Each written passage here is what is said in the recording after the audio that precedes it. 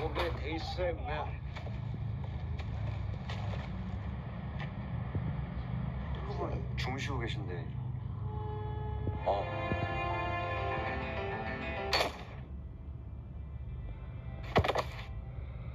Sebelum mulai, kasih komentar dulu dong Bang Udin editor. Kipas angin bikin mules, tanggal tua bikin ngenes. Oke, saya balas pakai pantun ya Bang Pemersatu Bangsa. Pagi-pagi perut mules gara-gara makan sambal nasi padang. Daripada kamu ngenes, mendingan beli barang di keranjang. Halo warga Nobar yang nungguin film seru dari Korea Selatan. Kayak apa kabarnya Pebuhan Pian Berataan? Sehat-sehat aja kalau paninian. Kembali lagi bersama saya Mamang Tobi, sang pengangguran profesional yang kali ini akan membawakan seri seru asal Korea Selatan Annyeong Aseo berjudul A Killer Paradox yang dirilis pada tahun 2024. Menceritakan tentang seorang kasir Indomaret cabang Korea Selatan dengan tampilan culun yang sering dibully dan diremehkan. Tapi ternyata dia memiliki kemampuan luar biasa di mana dia bisa meramal dan melihat aura orang jahat dalam sekali lihat. Merinding-merinding gitu kalau ketemu orang jahat. So, tanpa berlama-lama lagi, siapkan mata, telinga, dan anu-anuan kalian semua. Mari kita nobar dan inilah A Killer Paradox.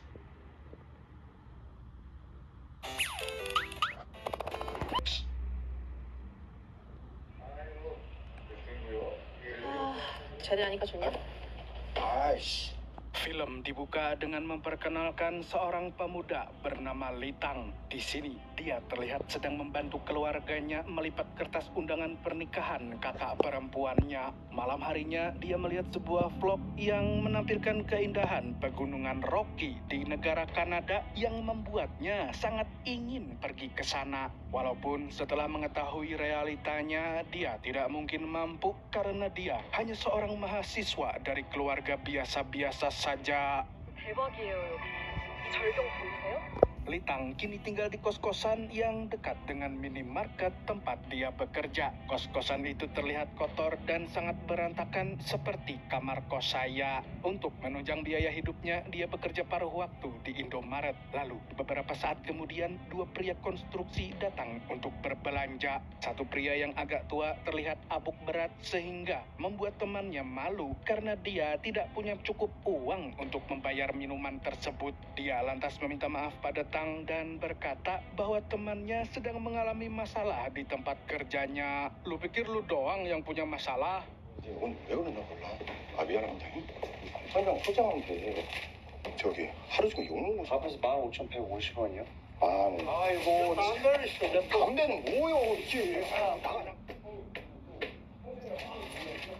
Saat sudah larut malam, Tang pulang kerja melewati jalanan yang sepi dan gelap. Di sini, dia melihat pria tua yang tadi mabuk kini sedang tergeletak di depan toko kosong. Tang pun hanya memanggilnya dari kejauhan sambil berkata agar pria itu tidak tidur di jalanan. Tapi tidak jauh dari tempat itu, Tang bertemu dengan teman dari pria tua tersebut yang tadi bersikap sangat ramah. Namun anehnya pria itu sekarang tampak kasar dan tidak menggubris ucapan Tang karena kemungkinan pria itu berada dalam pengaruh Homer. Bahkan pria itu tiba-tiba menyerang Tang dengan membabi buta.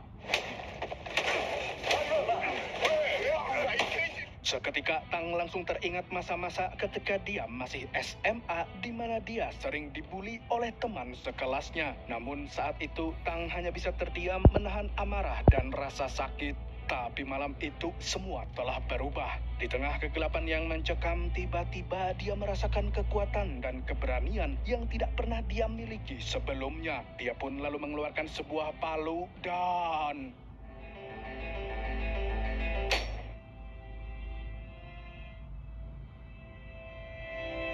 여러분, 아마도 천국이 있다는 걸.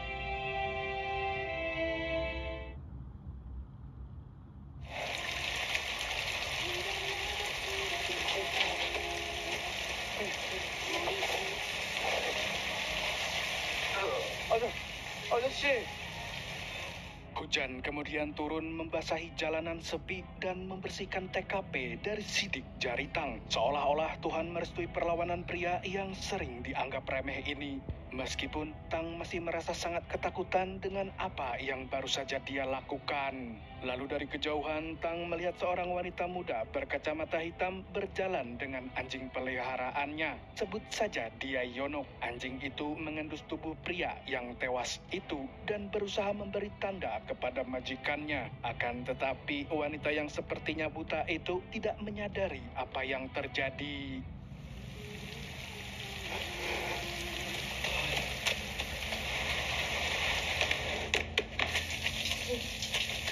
Di kosannya, Tang langsung membersihkan diri menghapus semua jejak pembunuhan dari tubuhnya. Namun perasaan bersalah terus menghantuinya. Dia seolah-olah melihat pria tewas tadi berbicara di dalam kamar kosnya. Dan tentu saja hal ini terbawa sampai ke dalam mimpi.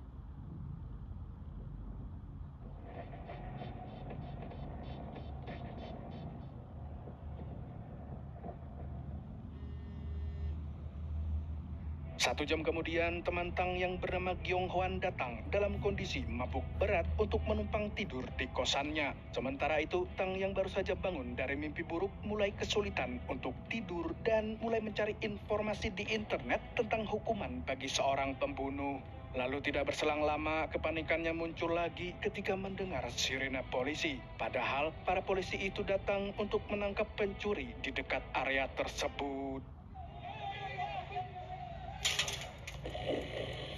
지금 뭐하고 살까? 아니, 존나 잘 사는데. Dalam keadaan mabuk, Gyong Hwan berbicara tanpa arah dan Tang pun memanfaatkannya. Dia sengaja memberitahu bahwa Gyong Hwan pergi ke kosannya pada jam 10 malam tepat saat Tang pulang bekerja. Sepertinya Tang ingin menyiapkan alibi berjaga-jaga jika nanti Gyong Hwan diinterogasi oleh polisi. Namun, ia menyadari bahwa palu yang dia gunakan untuk membunuh pria tadi tertinggal di TKP. Padahal, itu bisa jadi bukti yang akan menjebloskannya ke penjara. Sontak, Tang semakin terjebak dalam overthinking dan rasa panik. Pagi berikutnya, seorang polisi bernama Jang menemukan jasad korban orang yang dibunuh Tang. Namun, di daerah tersebut tidak memiliki CCTV karena sudah lama kosong akibat proyek pembangunan yang mangkrak, di mana hal ini semakin mempersulit penyelidikan polisi. Selain itu, tidak ada saksi mata yang bisa memberikan petunjuk lebih lanjut. Akan tetapi, Jang menemukan kresek Indomaret yang berisi minuman ringan, dan tas itu menambah sedikit petunjuk dalam kasus tersebut. Pada hari itu, sebenarnya Tang sedang libur, namun manajer toko tiba-tiba menelpon dan memintanya untuk menggantikan temannya yang terkena penyakit cacar monyet. Tang yang tak ingin menimbulkan kecurigaan memutuskan untuk pergi bekerja meskipun perasaannya terus diliputi kecemasan. Di Indomaret, Tang bertemu dengan detektif Jang yang sedang meminta rekaman CCTV. Detektif tersebut juga bertanya apakah ada pengunjung yang mencurigakan pada malam sebelumnya. Tentu saja, Tang berpura-pura tenang dan menjelaskan seadanya. Namun pertanyaan-pertanyaan detektif Jang semakin tajam seolah-olah mengarah langsung kepada Tang. Detektif itu sepertinya menduga kalau Tang tidak menjawab dengan jujur. Tentu saja pemuda ini langsung kepikiran, jangan-jangan detektif Jang sudah menemukan palunya di tempat kejadian.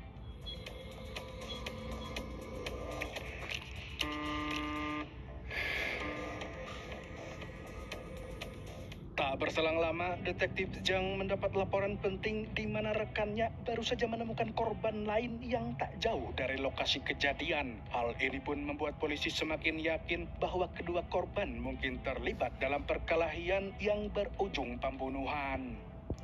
Lalu keesokan harinya, ada saksi yang mengaku melihat kedua pria tewas itu bertengkar pada malam kejadian. Dan hal itu semakin memperkuat dugaan polisi bahwa mereka memang saling membunuh satu sama lain. Selain itu, polisi juga menemukan fakta bahwa kedua pria tersebut bertengkar karena masalah perselingkuhan.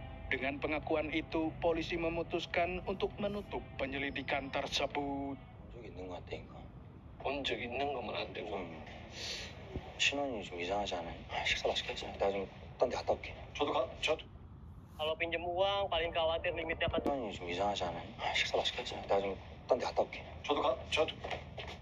Meski begitu, Detektif Jang tampak belum puas dengan akhir dari kasus tersebut. Oleh karena itu, dia memutuskan untuk mengunjungi Indomaret lagi untuk mencari petunjuk lebih banyak. Dan tentu saja kedatangannya membuat Tang langsung keringat dingin. 우리 당신은 내가 인상도 가만히 이렇게 보고 본 사람들 같은 경우에는 간혹가다 이렇게 후유증이 좀 있어요.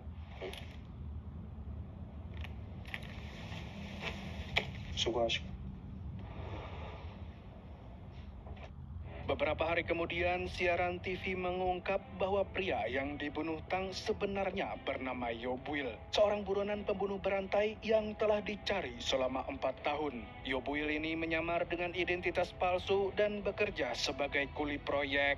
씨의 DNA와 일치하는 것으로 나타났습니다. 그간 신원을 속인 채 일상을 보내고 있었다는 점에 많은 조종과 거짓말, 위장 기술이 매우 신호가 뛰어나다. 이어지면서 당시의 잔혹한 사건들이 재조명되고 있는 Setelah mendengar berita itu, Tang pulang ke rumah orang tuanya. Ibunya, yaitu Nyonya Kim, terkejut dengan kedatangannya yang tiba-tiba. Sedangkan Tang yang sedang kalut terus terbayang mayat Yobuil yang menghantuinya setiap saat. Kemudian Tang diajak ke gereja oleh ibunya untuk berdoa bersama. Di gereja, Nyonya Kim mengingatkan Tang agar rajin belajar dan cepat lulus karena dia sudah terlalu lama kuliah hingga mendapatkan julukan mahasiswa abadi. Dia juga menyebut bahwa ayah Tang akan segera pensiun sehingga dia harus segera mendapatkan pekerjaan yang layak sebagai tulang punggung keluarga. 뒷골이라도 연금 나오니까 아껴 살면 돼. 앞으로 질문은 안 될 거니까 콘돔도 알았지? 단단히. 알았어. Sementara itu, Detektif Jang terlihat mengunjungi ayahnya yang sedang dirawat di rumah sakit. Hubungannya dengan orang tuanya tidak baik karena Jang jarang menjenguk ayahnya atau menanyakan kabar mereka. 꽃이라도 좀 사. 아버지 보시게. 저기 무궁화 살 때는 좋아하셨지. 그럴 거면 뭐하러 와? Setelah kunjungan singkat itu, Detektif Jang kembali ke kantornya. Di sana, para polisi sedang ditegur oleh komisaris karena gagal menangkap Yobuil dalam keadaan hidup. Komisaris kemudian mendesak Detektif Jang untuk berhenti mengawasi seorang pria misterius yang hingga kini masih menjadi buron. Sedangkan detektif lain penasaran dan bertanya kepada seniornya siapa pria yang sedang diburu oleh Detektif Jang. Seniornya lalu menjelaskan bahwa pria tersebut adalah buronan yang paling menyulitkan kepolisian. 반대쪽으로 떨어지면은 깜빵을 가는 거지. 운이 좋으면 민간인이 되는 거고. Di sisi lain, Tang memutuskan membeli ponsel baru karena ponsel lamanya rusak parah akibat insiden pembunuhan yang terus menghantuinya hingga sekarang. Selain itu, dia juga ingin menghapus jejak-jejak di ponsel lamanya. Tinggal diformat nggak sih, Bang? Singkat cerita, Tang kembali bekerja di Indomaret. Tapi di sana dia terkejut saat harus melayani Yonuk, wanita berkacamata hitam yang beberapa hari lalu dia lihat di TKP. Dia pun berusaha untuk tetap tenang dan menyapanya seperti pelanggan biasa seolah baru pertama kali melihatnya. Namun di luar dugaannya, wanita itu ternyata tidak buta. Kacamata hitam yang dipakainya hanya digunakan untuk menutupi luka bakar di mata sebelah kirinya. Aduh. 이거든. Tanpa basa-basi, wanita itu tiba-tiba mengatakan bahwa dia menyimpan palu yang digunakan Tang untuk membunuh Yobuil. Dan jika Tang tidak memberinya uang 2 juta won dalam waktu 24 jam, maka dia akan melaporkannya ke polisi. 아무튼 내일까지 준비해주세요. Dengan perasaan panik, Tang pun berusaha mencari uang untuk mengumpulkan 2 juta won, mulai dari meminta gaji tambahan kepada manajer hingga mencuri tabungan keluarga, lalu menarik sebagian uangnya yang dia simpan di bank. 하실 때도 좀 그냥 나는 뭐 Besoknya, Tang akhirnya bertemu dengan Yonuk di rumahnya dan berkata bahwa saat kejadian berlangsung, dia sangat terkejut melihat perbuatan Tang yang begitu nekat. Wanita itu pun mengaku bahwa anjing peliharaannya kembali ke TKP untuk membawa palu kepadanya. Tang lalu bertanya apakah dengan uang ini terjadi kesepakatan di mana wanita itu akan menjaga rahasia seumur hidupnya. Namun wanita itu berkata bahwa uang segitu tidaklah sepadan dengan jasanya untuk menutupi perbuatan Tang, sehingga Tang harus rutin membayarnya setiap bulan. Sontak Tang pun marah mendengar hal itu hingga merebut palunya saat itu juga. 내가 200만 원 지불했어. Beberapa saat kemudian Tang kembali karena Yonuk terus mengancam akan melaporkannya ke polisi. Karena tidak mau disudutkan, Tang pun lepas kendali dan langsung menghabisi Yonuk saat itu juga.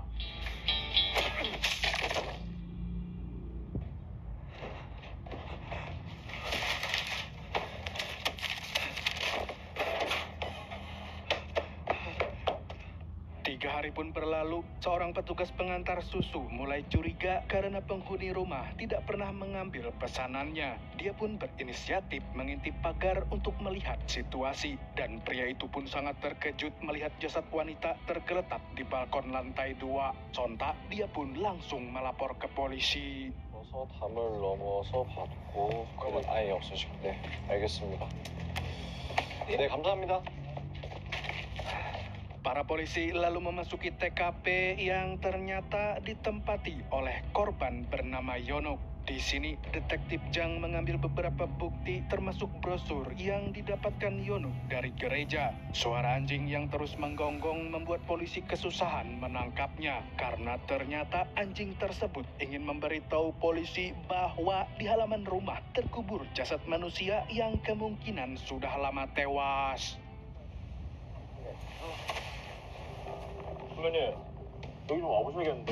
이건 또 뭐? Usai menemukan tengkorak manusia itu, polisi kemudian melakukan rapat gabungan untuk membahas kasus yang awalnya sederhana kini menjadi sangat rumit. 할 말 있는 사람.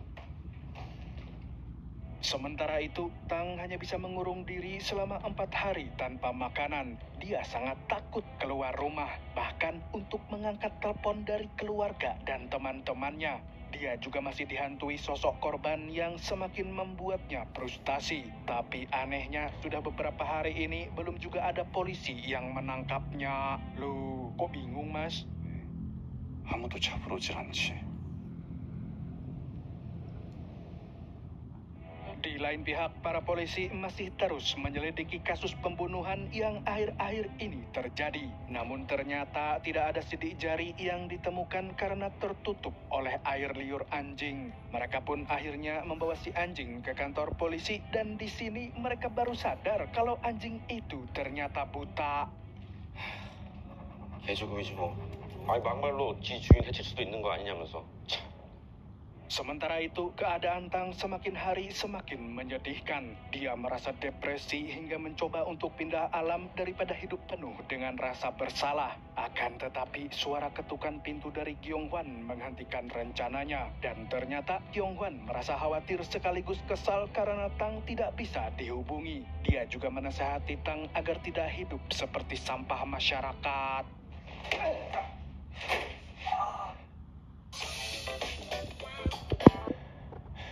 너나 나나 십 찐다니까. 넌 평생 이렇게 쓰레기처럼 살아라. Di kantor polisi, Detektif Jang dan yang lain sedang menggelar rapat lanjutan di mana mereka yakin jika ada seseorang yang sempat mendatangi Yonuk sebelum dia mati. Malam harinya, rekan Detektif Jang yang bernama Park ditugaskan untuk membawa anjing milik Yonuk ke kantor distrik. Di tengah perjalanan, anjing itu tiba-tiba menggonggong sangat keras di depan sebuah tempat karaoke, di mana ternyata Tang sedang berada di sana. Tak jauh dari tempat itu, terlihat 2 pria berandalan yang sedang mabuk. Dan ketika melihat Park, keduanya langsung mengamuk karena dulu pernah ditangkap olehnya.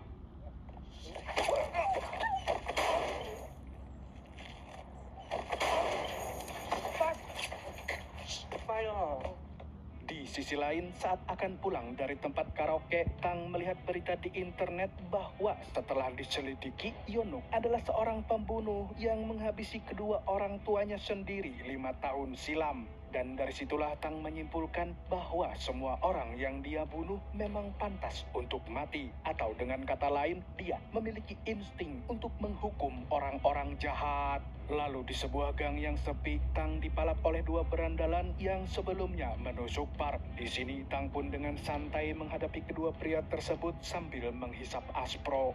Kemudian dia juga melihat noda darah di jaket salah satu dari mereka yang kemungkinan mereka telah melakukan sebuah tindak kejahatan. Dan yang mengejutkan, kedua berandalan itu ditemukan tewas di lahan kosong. Sedangkan Tang kembali terbangun dengan wajah babak belur. Kok gini?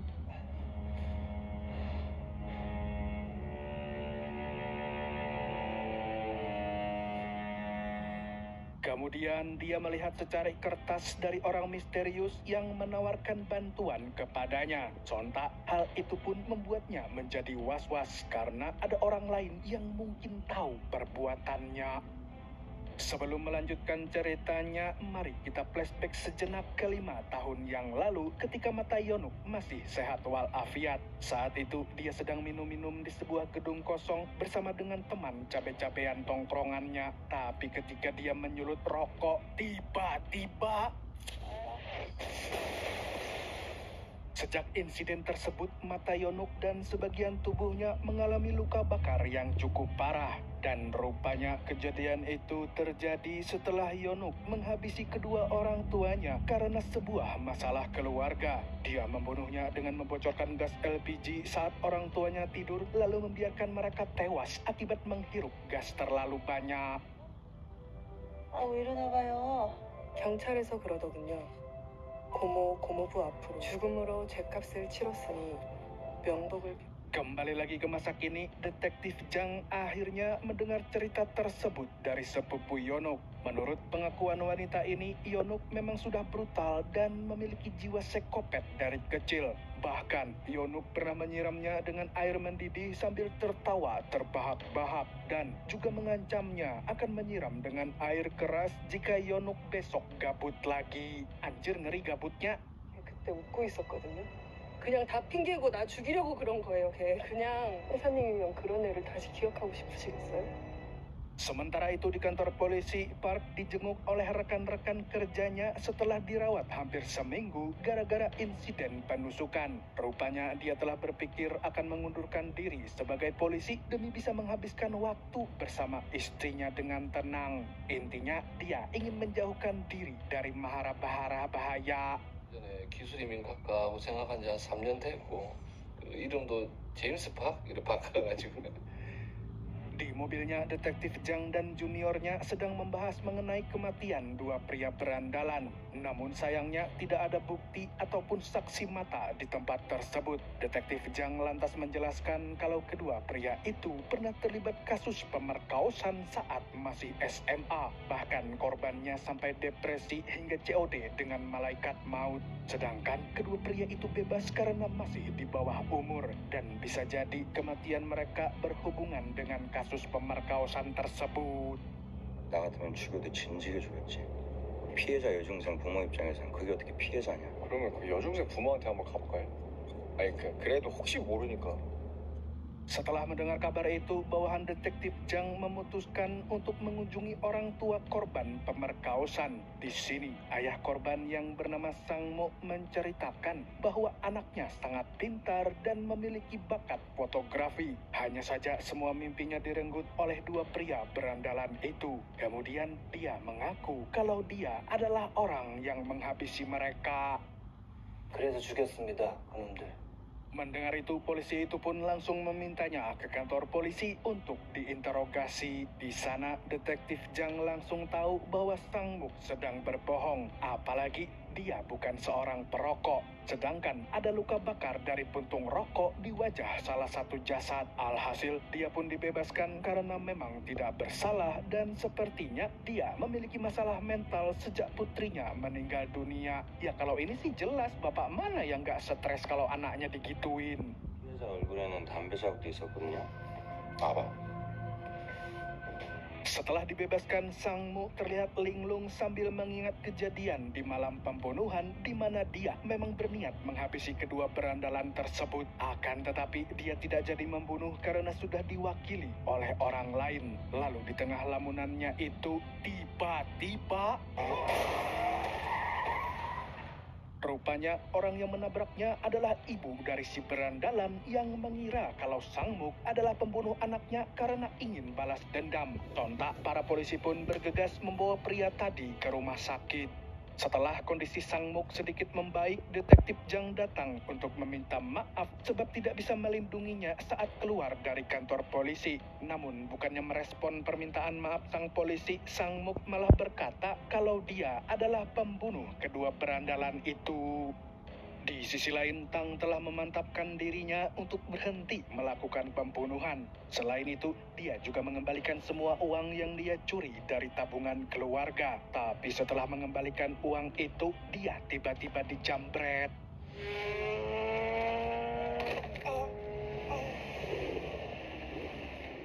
Karena tidak menemukan uang di dalam tasnya, kedua jambret itu pun langsung membuang tas milik Tang ke dalam sungai, di mana di dalamnya terdapat barang bukti pembunuhan.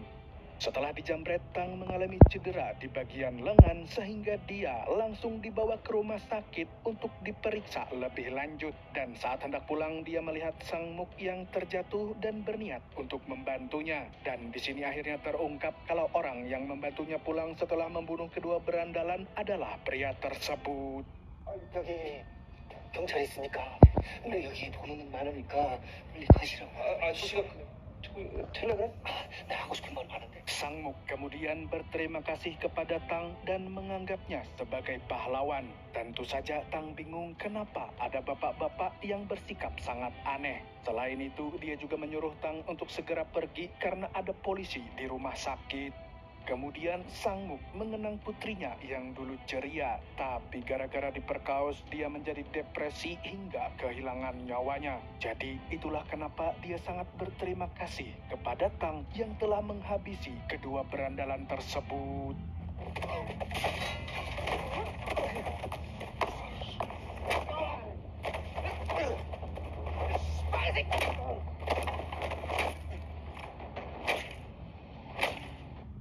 Butuh bantuan dana? Mengejarnya untuk meminta keterangan. Tapi di waktu yang bersamaan dia mendapat panggilan dari pihak rumah sakit di mana Sang Muk mengalami kondisi yang sangat kritis setelah meminum obat penenang. Bersamaan dengan itu, kakak Tang mendatangi kos-kosan bersama kedua orang tuanya. Rupanya mereka sangat khawatir karena Tang tidak mengabari mereka selama sebulan penuh. Sebulan kemudian, Park datang ke kantor polisi untuk mengemasi barang-barangnya sekaligus mengucapkan salam perpisahan kepada rekan-rekannya. Di sisi lain, kita diperlihatkan dengan seorang polisi wanita bernama Yu Jong yang ditunjuk memimpin tim investigasi khusus untuk kasus pembunuhan yang akhir-akhir ini terjadi. Namun 4 bulan kemudian usaha mereka tidak membuahkan hasil apapun dan akhirnya tim itu pun dibubarkan. Menurut detektif Jang, anggota tim itu hanya melaksanakan tugasnya secara formalitas, tidak benar-benar niat untuk menyelesaikan kasus. 수사를 해야 되겠고, 그러니까 형식상 왔다가 가는 거지. Yu Jong yang mendengar perkataan itu pun merasa tersinggung. Dia lalu menjelaskan kalau kasus ini memang sulit. Bahkan menurutnya detektif Jang juga pasti kesulitan karena hampir tidak ada jejak pelaku yang bisa menjadi petunjuk. Akan tetapi detektif Jang dengan santai menyuruh Yu Jong segera angkat kaki sebab timnya sudah dibubarkan. 하시는 말씀처럼. 본방사수 해주세요.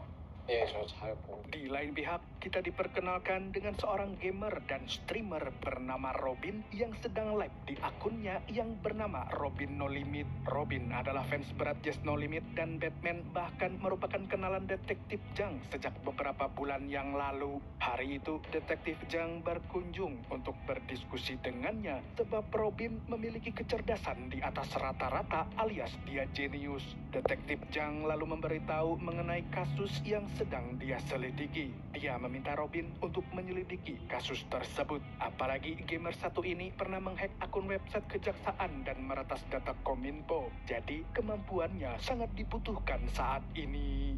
점차적으로 진화를 해왔다. 그쵸, 예. 선생님께서는 장난감 갖고 노는 거 좋아하시잖아요. Keesokan harinya, Tang yang kini bekerja sebagai kurir makanan mendapat pesanan untuk mengantar makanan ke rumah Robin. Di sana Robin tiba-tiba mengingatkan Tang untuk bersembunyi karena detektif Jang sedang mengawasi tempat itu. Ternyata detektif Jang CS memang sedang berada di sana mengawasi setiap pergerakan Robin, di mana dia curiga kalau Robin bekerja sama dengan pembunuh berantai. Jadi sebenarnya detektif Jang sudah curiga sejak awal, sebab gerak-gerik Robin sangat mencurigakan akhir-akhir ini. Dan benar saja para polisi langsung mengejar Tang yang baru saja keluar dari rumah Robin.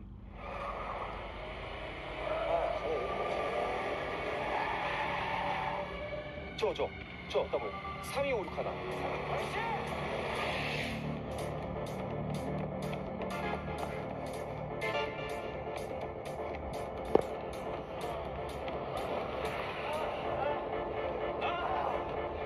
Selagi polisi mengejar Tang, detektif Jang memaksa Robin untuk mengakui perbuatannya. Akan tetapi Robin tidak mau mengakui apapun dan mengatakan kalau dia tidak mengenal Tang sama sekali. Lalu tidak berselang lama, bawahan detektif Jang datang membawa seorang kurir makanan. Namun kurir itu bukan Litang tapi malah Letong. Padahal detektif Jang sangat ingin menangkap Tang. 아니 내가 데리고 잡으러 간 사람이 이 사람이 아니잖아. Beberapa saat kemudian, detektif Jang ditelepon oleh atasannya mengenai beredarnya video di internet yang memperlihatkan detektif Jang menghajar Robin. Rupanya Robin sengaja ingin menjebak detektif Jang dengan memasang kamera tersembunyi.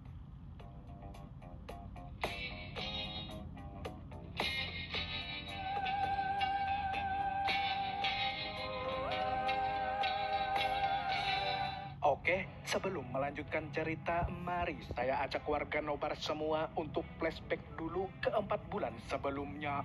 Jadi pada waktu itu, dia membulatkan tekad untuk menyendiri di luar kota dan berpamitan pada keluarganya lewat surat. Intinya, Litang ingin menenangkan diri setelah semua hal gila yang terjadi dalam hidupnya. Belum lagi fakta bahwa setiap orang yang dia bunuh ternyata adalah penjahat. Dan sejak saat itu, Tang tinggal di stasiun kereta, jalanan, dan tempat lainnya untuk bertahan hidup. Lalu pada suatu hari, dia bertemu dengan Robin yang pada saat itu mengaku sebagai admin Telegram bernama Heroes.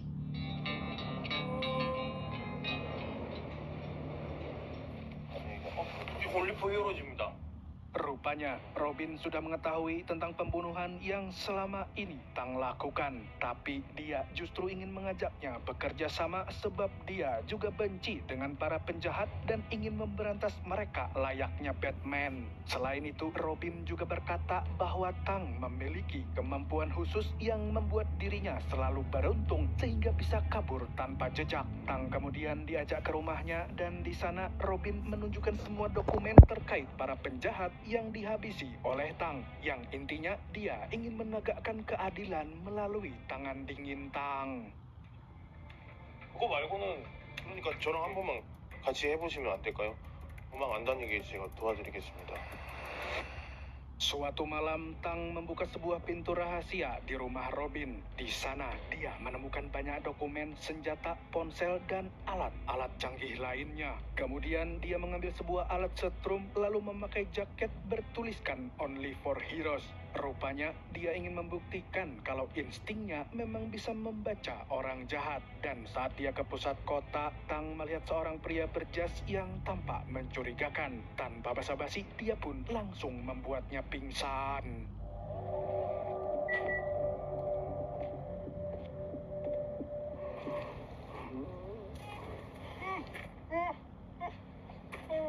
Setelah itu, Tang mengikatnya di kursi di tempat yang sangat terpencil. Dan ternyata pria yang dia tangkap itu adalah seorang pejabat korup yang layak mati. Setelah semuanya siap, Tang pun langsung mengeksekusinya dengan sangat kejam.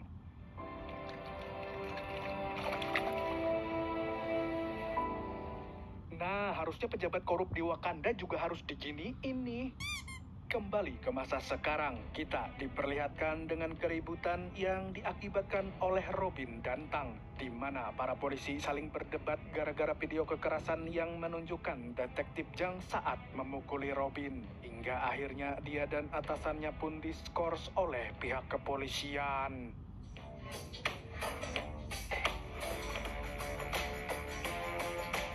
Sementara itu, Tang terus melakukan aksi vigilante dengan menghabisi para penjahat. Tidak hanya beraksi, dia juga sering melatih tubuhnya agar menjadi lebih kuat. Lalu pada suatu hari, ada seorang pria paruh baya bernama Song Chon yang sedang makan di sebuah kedai mie. Di sini, dia mengaku sebagai polisi yang sedang mencari Litang. 탁용이네.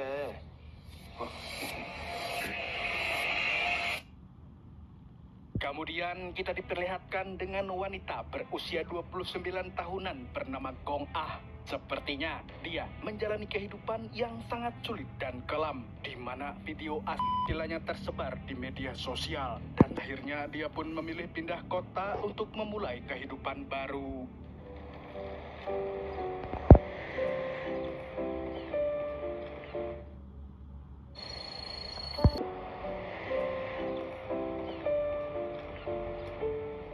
Sementara itu, Robin tengah membuat identitas baru untuk Tang agar dia sulit dilacak pihak berwajib. Dengan keahlian dan mesin canggihnya, dia mampu mencetak sebuah KTP yang terlihat sangat real. Sedangkan di sisi lain, Tang fokus menghabisi para penjahat. 하나같이 인간이 만든 법과 윤리에 구속되지 않으며 순수하고 절대적이다. 이탕은 반대를 한다. 순수한 선의이자 절대적 정의. Selain berganti identitas, Tang juga kini bekerja sebagai pemotong ikan di sebuah pusat perbelanjaan. Dan ternyata Gong Ah juga bekerja di tempat yang sama, tepatnya di bagian gudang. Namun Gong Ah cenderung banyak diam dan tidak mau menyapa karyawan yang lebih senior. Sepertinya dia merasa canggung dalam bergaul karena sebelum pindah ke sini, dia selalu dihakimi oleh orang-orang. Hari itu, Gong Ah ditugaskan untuk menggantikan kasir yang mendadak cuti. Tapi saat melayani pembeli, dia justru bersikap ketus sehingga membuat salah satu pembeli misuh-misuh. Apalagi pembeli ini juga mengaku pernah diberi produk basi sehingga dia meminta ganti rugi kepada Gong Ah. Tak ingin membuat keributan, manajer di sana pun langsung meminta maaf kepada pembeli.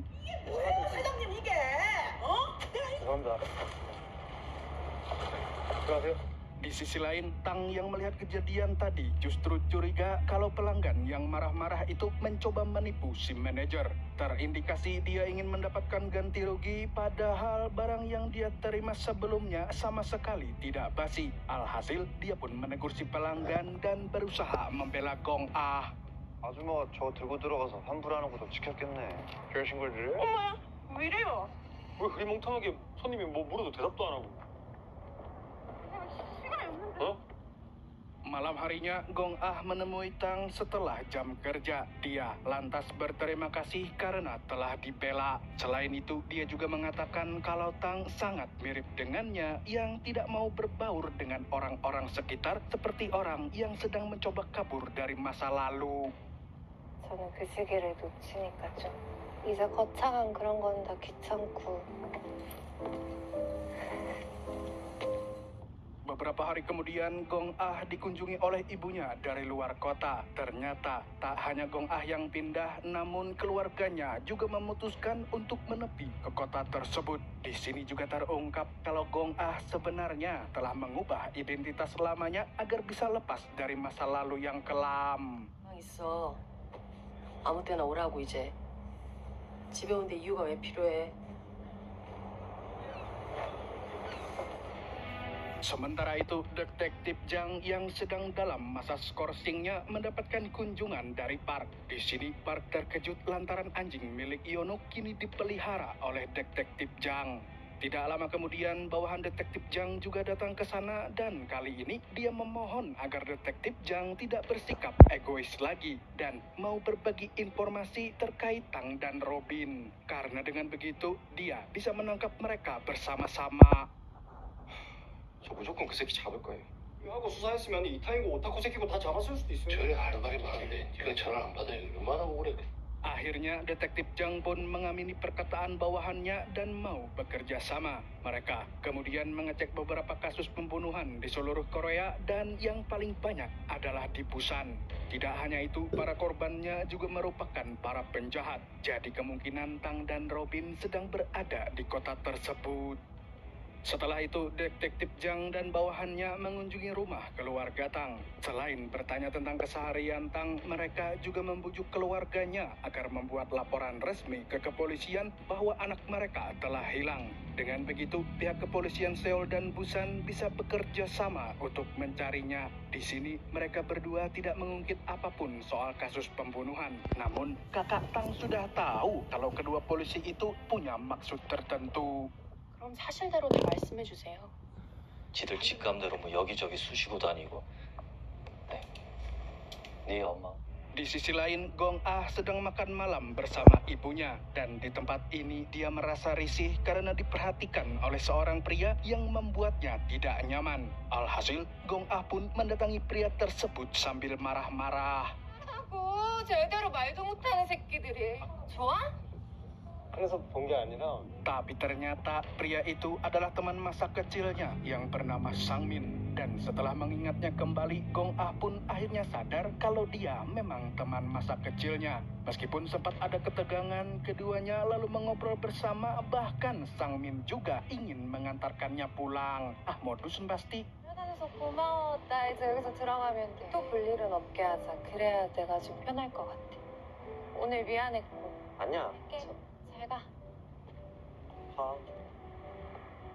Keesokan harinya, keluarga Tang melapor ke polisi tentang kehilangan anaknya sesuai dengan permintaan detektif Jang. Tanpa membuang waktu, detektif Jang dan bawahannya pun langsung meminta bantuan polisi Busan untuk mencari Tang, sekaligus menyelidiki kasus pembunuhan berantai di sana. 입장에서는 협조 공문도 받아온 부분이 있는 거니까 사건까지 다 포함을 해서 좀 공유를 해주시면 좋을 것 같거든요. Sementara itu, hubungan Gong Ah dan Sang Min semakin dekat. Apalagi Sang Min kini telah putus dari kekasihnya. Dia melakukan segala cara untuk bisa dekat dengan Gong Ah, termasuk berbohong kalau dia adalah korban penipuan supaya mendapat simpati dari wanita tersebut. Sedangkan Gong Ah masih belum sepenuhnya percaya kepada laki-laki, sebab semua laki-laki yang pernah dia temui dalam hidupnya adalah orang jahat. Tapi saya enggak kok, Mbak. Itu tuh Samidi jahat tuh. 잘 살고 있어. 그거 너 잘못 아니야.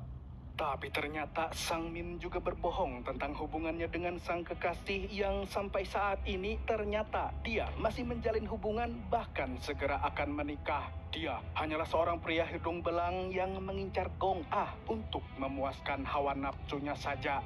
Lalu pada suatu hari, Tang tidak sengaja melihat mereka berdua. Dan ketika melihat sosok Sang Min, dia merasa merinding dan instingnya mengatakan kalau pria itu akan membahayakan Gong Ah.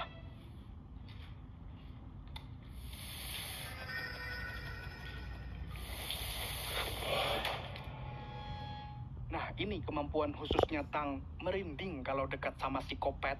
Hingga suatu malam terjadi pertengkaran antara Gong Ah dan Sang Min, di mana Gong Ah akhirnya tahu kalau dia hanyalah selingkuhannya. Karena sudah terdesak, Sang Min mengakui bahwa dia memang berbohong demi kepuasannya sendiri. Bahkan dia juga telah menonton video gila Gong Ah yang viral di internet. Mendengar semua itu, Gong Ah pun tidak sanggup menahan amarahnya. kita 말하면 되겠어?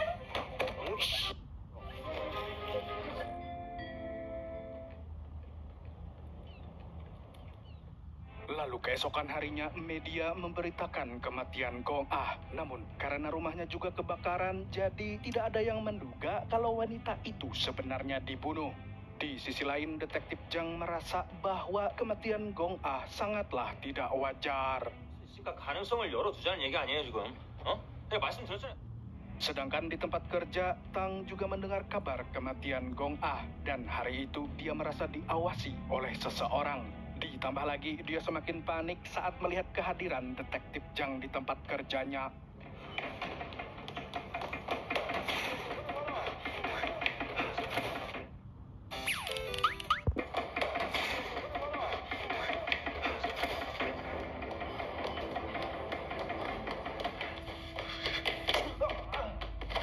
saat berusaha melarikan diri, dia malah bertemu dengan Song Chon di gudang. Namun seketika insting Tang berkata bahwa Song Chon adalah seorang pembunuh berantai. 내가 너랑 할 얘기가 많다. 일어나.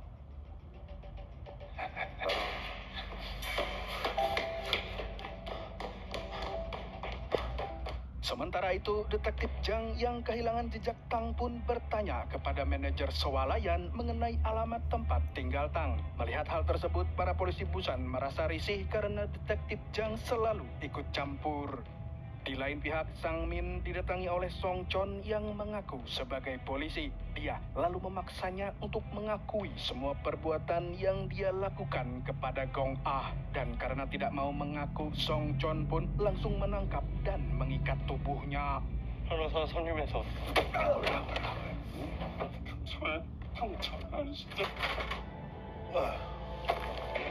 놈의 집구석에 종이 한 장이었냐? Song Chon kemudian berkata bahwa dia dulunya pernah menjadi polisi, tapi sekarang dia adalah pembunuh berantai yang menjadi buronan. Dan ternyata dia mendatangi Sang Min untuk menunggu kedatangan Tang, karena biasanya Tang langsung menghabisi pembunuh seperti Sang Min.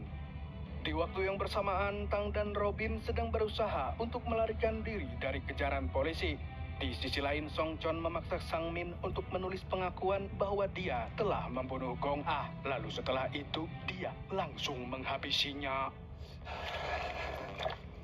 안성문이라는 것은 언제, 어떻게, 왜 다시 살릴 수도 없고.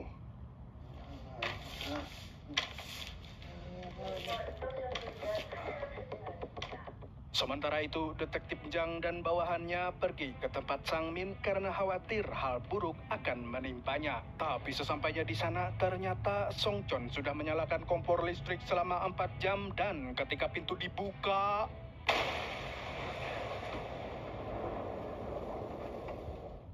di lain pihak, ada seorang penghuni apartemen yang sama dengan Tang merasa tidak senang dengan kehadirannya. Alhasil, dia pun memutuskan untuk mengacak-acak apartemen Tang.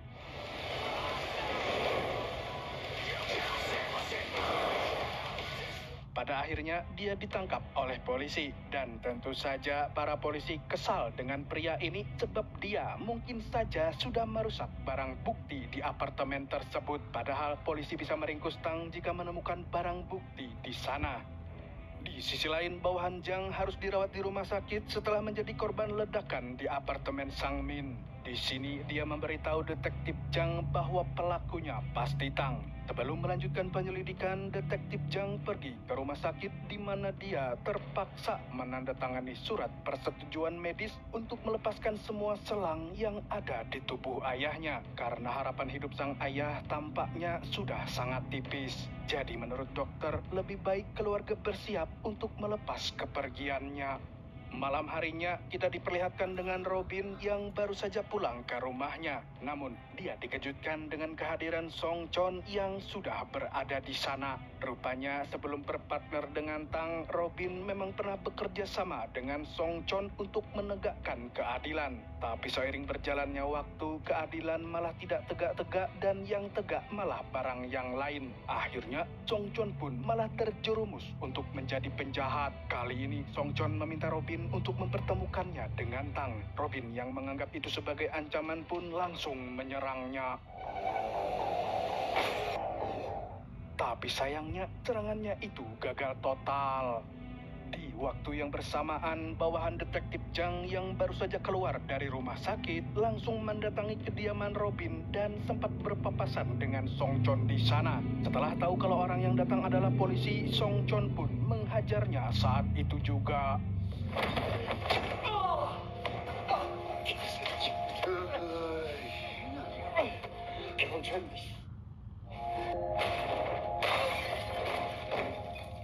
Keesokan harinya, Robin dimintai keterangan atas kejadian tersebut dan dia mengaku bahwa semalam pingsan karena diserang oleh Song Chon. Jadi kemungkinan yang membuat polisi itu terjatuh dari lantai atas adalah si Song Chon. Selain itu, dia juga meyakinkan detektif Jang untuk segera menangkap orang tersebut. Sebab dia juga merupakan orang yang meledakkan apartemen Sang Min di Busan. Apalagi ternyata detektif Jang sudah memburu Song Chon selama hampir 10 tahun. 형사님도 복수하셔야죠. 씹덕후 새끼들은 저를 믿을 생각 없으면 꺼져. 응? Suatu hari, Song Chon melihat sepasang remaja yang membuat keributan dan memaki para pengendara mobil termasuk dirinya. Tanpa basa-basi, dia pun langsung menangkap mereka dan membawanya ke sebuah atap gedung untuk dihabisi. 학교 나온 거예요. 한 번만 좀 이렇게 반성하는 모습 보니까 보기 좋잖아. 감사합니다. 아유, 그러면 안 되겠다. 행 같은 거 있어? Di tempat lain, seorang kepala polisi baru bernama Myong Jun menghubungi detektif Jang. Rupanya dia ingin membahas kasus-kasus yang melibatkan Song Chon. Dalam pertemuan itu, Myong Jun membawa informasi mengenai buronan tersebut di mana dia telah membunuh 2 orang remaja. Tapi sepertinya kali ini Song Chon salah sasaran karena salah satu dari remaja itu adalah cucu dari pemilik perusahaan konstruksi terbesar di Korea Selatan. Alhasil, polisi pun diperintahkan untuk segera mengusut kasus tersebut, bahkan memberikan promosi bagi siapapun yang berhasil menangkap pelakunya. Dan oleh karena itu, Myong Jun ingin mencabut skorsing terhadap detektif Jang agar dia bisa bekerja secara bebas mulai sekarang. 쓰레기 같은 놈들 아무 데나 돌아다니게 냅두면 안 되지. 특징 공약도 내걸고 그럴 건가 보더라고. 내일부로 업무 복귀하세요. 내일이요? Akan tetapi, Robin ternyata bergerak lebih cepat. Dia datang ke gedung perusahaan itu dan memberikan kesaksian bahwa pelaku yang menghabisi cucu sang konglomerat adalah si Song Chon. Di lain pihak, Tang menerima telepon dari Song Chon yang memintanya untuk bertemu di suatu tempat, sedangkan Robin memantau lewat GPS. Seorang diri, Tang masuk ke sebuah bangunan kosong bekas warung remang-remang. Di sana, Song Chon ingin berbincang 4 mata dengan Tang sebagai sesama partisipan dalam menumpas kejahatan.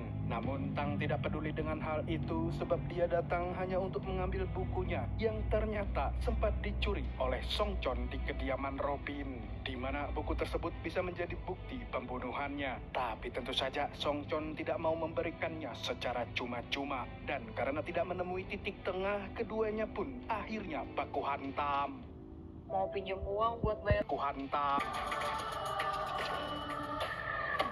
사람들은 수가 Hanya saja kekuatan Song Chon tidak semudah itu dikalahkan oleh Tang. Lalu di saat yang bersamaan, para utusan perusahaan mengepung tempat tersebut untuk menangkap Song Chon. Rupanya sebelum masuk ke sana, mereka sempat mengikat Robin yang dianggap terlalu banyak bacot. Tang kemudian membebaskan Robin dan dia berkata bahwa dirinya sangat kecewa kepada Robin yang selama ini dia percayai karena Robinlah yang mencatat semua kejahatannya. Dan sekarang buku itu malah berada di tangan Song Chon. Robin pun meminta maaf kepada Tang karena dia tidak bermaksud mengkhianatinya. 뺏겨가지고 미안해. 아직 계획이 있는데 좀 한 번만 믿어주면 안 될까? 야, 너무 무서워. 형. Sementara itu di dalam bangunan, puluhan utusan perusahaan ternyata tidak mampu menumbangkan Song Chon.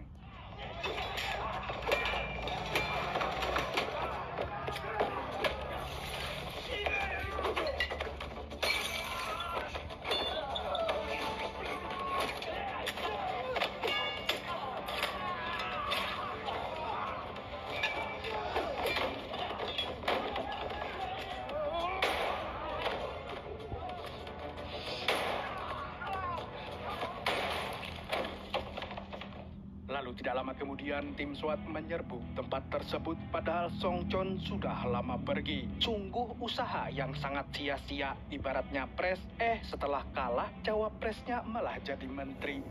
Kemudian kita mundur sejenak ke 35 tahun yang lalu ketika detektif Jang masih bocil. Saat itu dia dididik dengan sangat keras sebab sang ayah adalah seorang petinggi polisi. Dan sejak saat itu detektif Jang bertekad menjadi polisi yang lebih baik daripada ayahnya. Dan tentunya dia tidak ingin direndahkan oleh orang lain.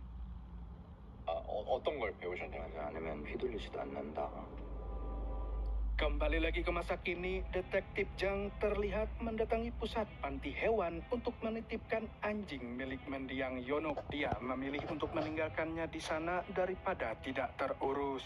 Dia kemudian kembali ke kantor untuk mengecek CCTV terkait kasus Song Chon. Dan dalam rekaman itu, dia melihat Tang dan juga Robin yang tidak jauh dari lokasi kejadian. Malam harinya, Song Chon mendatangi petinggi perusahaan kerabat dari remaja yang dia bunuh. Dan agar ancaman dalam hidupnya berkurang, dia pun memutuskan untuk menyerangnya.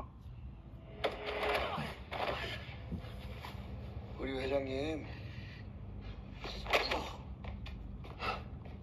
Setelah itu, dia lantas menyandera Tuan Hyung, kakek dari si remaja. Dan di sini Song Chon berkata bahwa dia hendak menghabisinya tapi bukan karena balas dendam. Dia melakukan ini sebab tahu kalau Tuan Hyung sering menggusur rumah warga untuk membangun mall, apartemen, dan lain sebagainya. Selain itu, dia juga tahu konglomerat ini juga suka main perempuan. Tapi saat Song Chon hendak membunuhnya, detektif Jang dan rekannya tiba-tiba datang.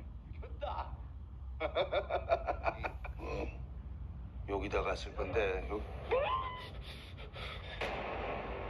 Song Chon pun langsung mengancam akan menghabisi Tuan Hyung jika mereka berani mendekat. Namun, detektif Jang tak peduli karena jika Tuan Hyung tewas, maka Song Chon juga akan tewas di tangannya. Di sini juga terungkap bahwa alasan detektif Jang sangat membenci Song Chon adalah karena jamet itu pernah berselingkuh dengan ibunya. Wow, selain itu Song Chon juga pernah memukul kepala ayah detektif Jang hingga sakit koma sampai sekarang. Jadi semua ini bukan hanya tentang menangkap penjahat. Lalu di saat detektif Jang lengah, Song Chon tiba-tiba menghabisi Tuan Hyung. 사바인.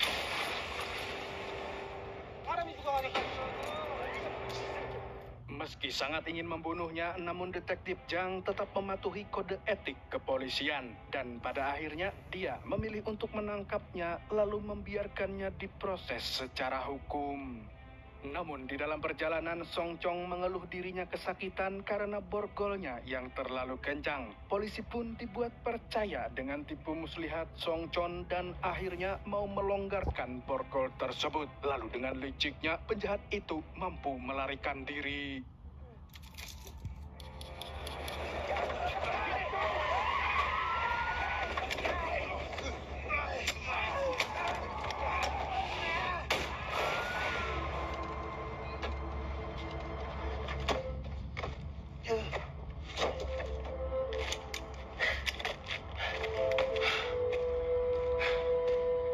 Keesokan harinya, Tang dan Robin berencana keluar dari Busan. Keduanya pun pergi ke selatan untuk menghindari Song Chon dan juga detektif Jang. Saat berada di mobil, Robin bercerita tentang orang tuanya yang tewas akibat perampokan. Namun yang paling menyedihkan adalah tidak ada seorang pun yang peduli apalagi menangkap pelakunya. Bahkan saat itu polisi tidak ada yang mau gerak kalau enggak dibayar atau kasusnya viral terlebih dahulu. Kemudian saat sedang makan siang, mereka terkejut saat tahu bahwa Song Chon sempat ditangkap polisi dan sekarang sudah melarikan diri. Tidak hanya itu, mereka berdua juga kini sudah menjadi buronan karena dianggap sebagai komplotannya. 경찰은 송촌과 범행 전 접촉해 살인을 모의하는 이번 연쇄살인이 단독 범행이 아니라 조직적으로 위하여 신속하게 해당 사건을 공개 수사로 전환. Di lain pihak, berita yang tersebar mengenai Tang membuat keluarga dan teman-temannya syok. Bahkan ibunya juga sampai pingsan saat mendengar berita buruk tersebut. Sementara itu, Robin mengajak Tang melarikan diri ke negara lain karena dia memiliki teman yang bisa menyelundupkan mereka. Setelah menyusun rencana kaburnya, Robin mendapat telepon dari Song Chon yang mengajaknya untuk berkomplot. Di sini Robin pun menyuruh Tang untuk pergi terlebih dahulu karena dia akan menemui detektif Jang untuk memberitahu di mana keberadaan Song Chon.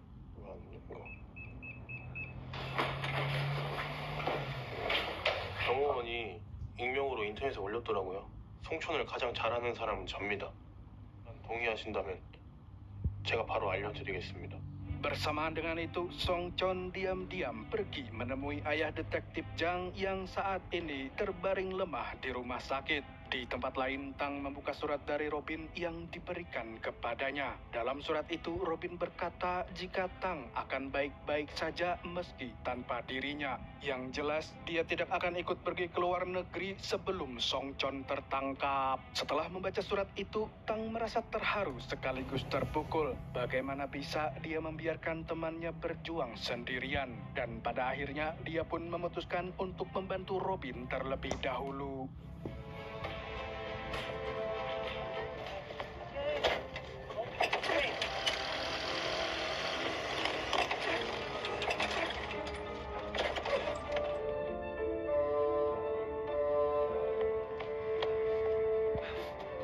Sementara itu, detektif Jang tiba di rumah sakit setelah menerima kabar jika ayahnya telah tewas dihabisi oleh Song Chon. Hal itu pun membuat kebenciannya semakin besar. Mulai dari sini, dia bertekad untuk menangkap Song Chon dan membalas semua rasa sakit yang dialami oleh keluarganya. Dia lalu pergi menemui Myung Jun untuk membahas mengenai keberadaan si Jamet. Di sini, detektif Jang akan meminta bantuan Robin untuk meringkusnya.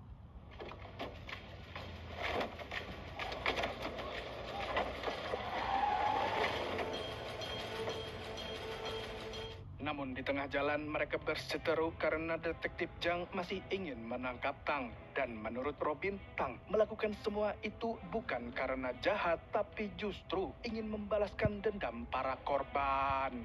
Meski begitu, mereka pada akhirnya tetap bekerja sama karena memiliki kepentingan yang sama. Mereka lalu bergegas ke tempat persembunyian Song Chon. Merasa ada yang menerobos ke tempatnya, Song Chon pun mematikan semua saklar di tempat itu. Dan saat melihat Robin sendirian, dia tahu pasti hacker tersebut sebenarnya datang bersama orang lain. Dan dugaannya pun benar ketika detektif Jang muncul di sana. 범인인데 저 경찰한테 꼰질렀을 때 잡으러 온 거 아니고 죽이러 왔다. Di saat situasi semakin menegangkan, Tang tiba-tiba muncul sambil berkata jika dialah yang akan mengakhiri semua ini. Tapi karena detektif Jang juga ingin menghajar Song Chon, akhirnya kekacauan pun terjadi.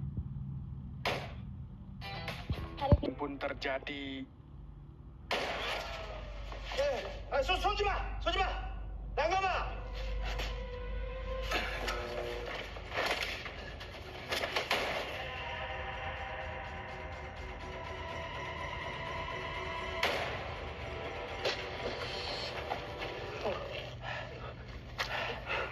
Dari baku tembak itu, Song Chon berhasil ditembak, namun Robin juga menjadi korban dalam kejadian tersebut. Dalam keadaan tak berdaya, Song Chon menguak sebuah fakta jika dirinya tidak pernah berselingkuh dengan ibu kandung detektif Jang. Rupanya, ayah sang detektif sering menyelundupkan barang haram ke Cina sehingga Song Chon tidak bisa membiarkannya begitu saja. Apalagi dia juga memiliki dendam pribadi sebab ayah detektif Jang sering menghukumnya dengan kekerasan. Lalu pada suatu hari, mereka berkonflik hingga hampir saling membunuh. 살인자 아들일 뿐이었어. 그만하십시오. 한 대를 치니까 오히려 나를 내 대를 치니까 이제 좀 알겠냐? Mendengar cerita tersebut, detektif Jang terbawa emosi dan ingin menembak kepala Song Chon. Akan tetapi Tang menghentikannya. Namun ketika dia berusaha menenangkan detektif Jang, Song Chon bangkit lagi dan hendak menikam Tang.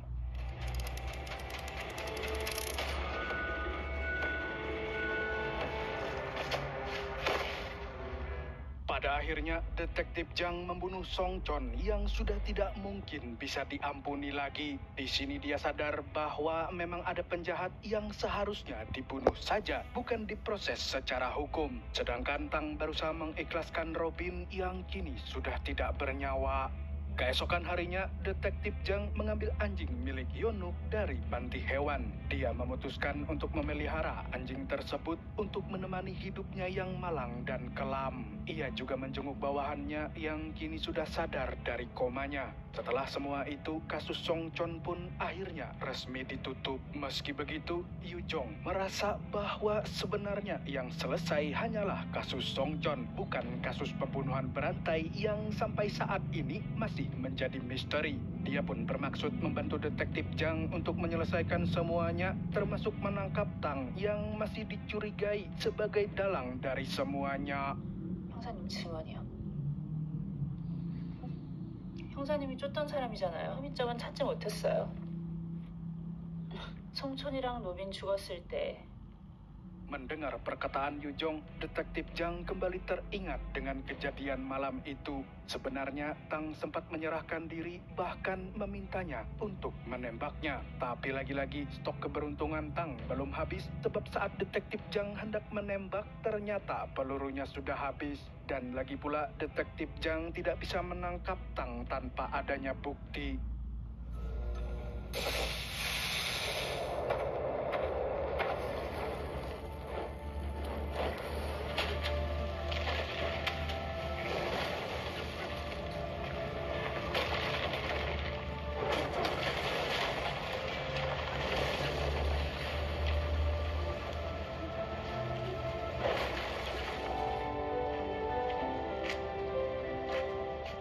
Singkat cerita, Tang kini tinggal di luar negeri. Lalu secara tidak sengaja, Park juga sedang liburan bersama istrinya di negara itu dan sempat melihat sosok Tang. Hanya saja, dia tidak mengatakan sepatah kata pun sebab dugaannya bisa saja salah. 여기 혼자 뛰어. 엄마 놀래서. 왜 저래? Lalu pada suatu hari, Tang ditangkap karena menyelundup ke negara itu menggunakan paspor palsu. Dan pada akhirnya, dia dideportasi kembali ke Korea Selatan. Di Korea sendiri, kasus kematian Song Chon dan Robin kembali dibuka sebab pelaku utamanya belum diketahui. Dalam penyelidikan ini, Detektif Jang juga sempat diinterogasi apakah ia dan Tang memiliki hubungan dengan kematian mereka. Namun, dia hanya diam dan tidak menjawab sepatah kata pun. 이번 사건이 당과 관련이 있다고